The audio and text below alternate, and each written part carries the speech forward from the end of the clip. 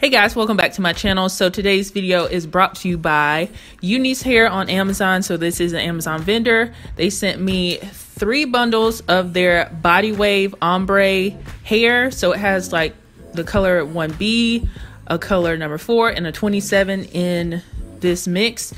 So I have it in a 20 inch, a 22 inch, and a 24 inch.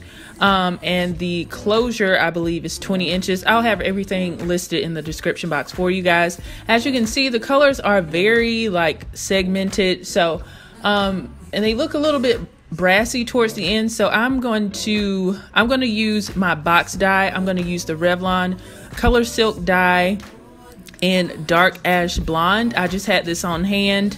And I'm going to use that to kind of tone down this color. It's very easy to do this process. You just follow the directions. So I'm just going to be pouring the dye inside of the bottle. I'm not really sure like what's what or whatever, but I think it's developer in there, and then you just put the dye in there. You mix it up. I couldn't get the little cap off the top of the bottle, so I just shook it up and I just poured it on the hair, and then I used my hair paint brush to distribute it throughout the hair. So I used 3 boxes of this same dye, and it's very inexpensive. I think this dye at like Dollar General is like maybe $5 or $6, $7 at the most. So I just used 3 boxes on this hair because this is like longer hair, so I did need more than 2 boxes.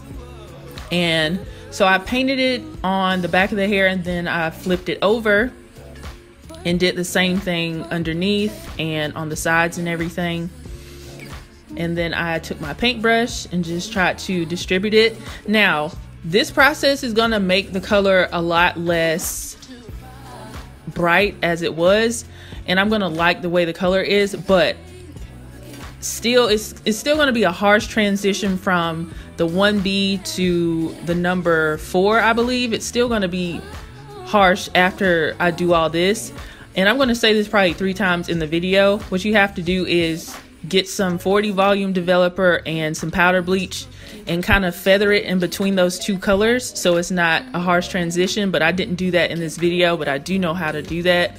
That way it's a little bit more of a soft transition and not just like 1B then a 4.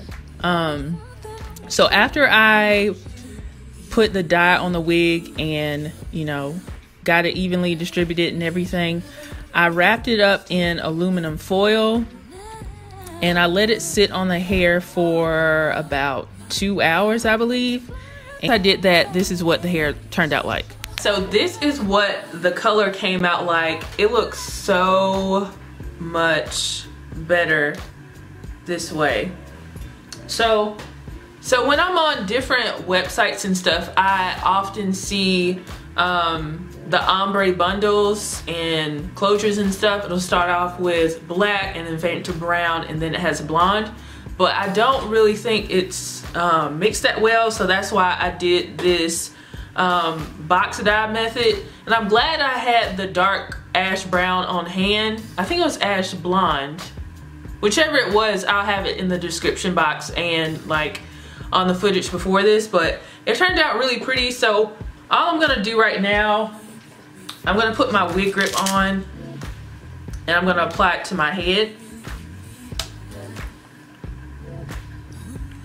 And the wig grip that I am using is from Jex, and I order my wig grips from Amazon.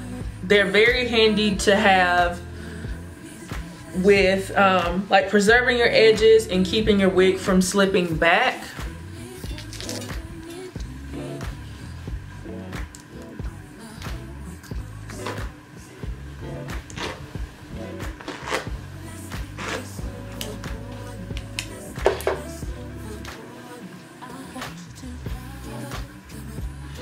But what you will see is it is still a harsh transition between the dark root to the rest of the hair. What you could do is you could get 40 volume developer or any developer, some powder bleach, and put that in between there so it's a softer transition, because right now it's very harsh. So that's what I will say about this hair. It's not, the way that they did the ombre is not the best, because that's way too choppy. I'm still gonna work with it, but I do like the color that came from me doing the box dye. So I'm gonna see if I wanna wear it as a middle part or as a side part. So this is what the middle part looks like.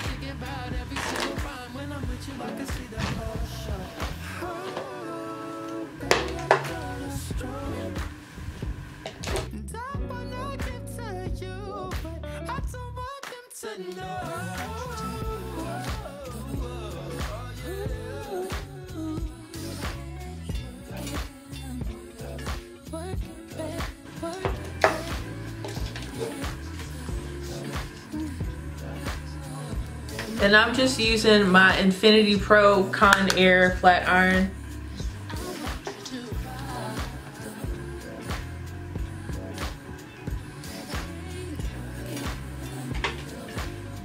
I'm just gonna take a razor and put a little bit of layers around the face, just a little bit.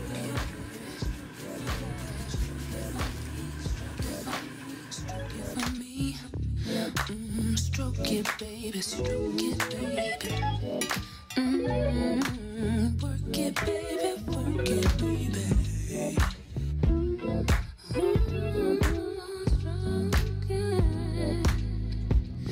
There is something I want you to use yourself. You never ever used it before.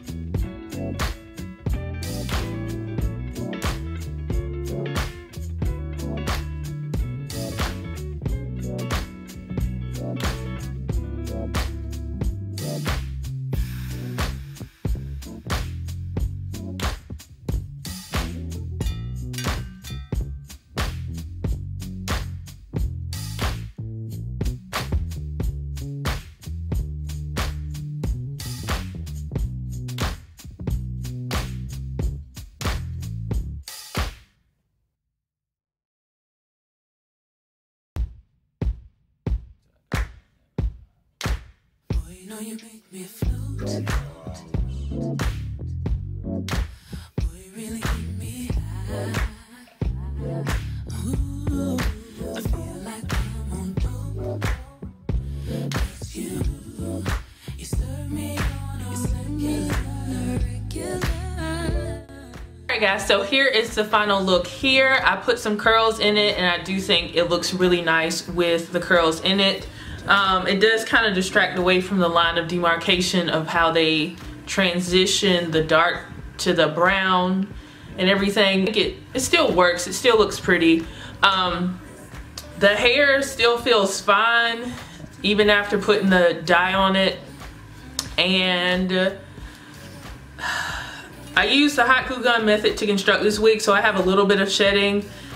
When you use the hot glue gun method, you do have to cut your weft, so that's just to be expected if you use this method. Overall, I think this turned out very pretty. I tweezed the parting a little bit on this closure, and I tweezed the hairline a little bit. It's so easy to customize a closure because you're just working with that 4x4 area, and that's what I did. Very easy. Overall, this hair is very pretty, and I'm glad that I decided to tone it down a little bit. So shout out to Unice Hair for sending me this hair to review for you guys. It took me forever to get this video up, so I thank you guys for your patience, and I want to thank you guys for watching my video. If you enjoyed it, give it a thumbs up, share it with your friends and family, share it with somebody you think could benefit from this tutorial, and make sure you subscribe and turn on your notifications so you'll be notified every time that I do another upload. Thank you guys so much for watching, and I will see you guys in the next video. Bye guys.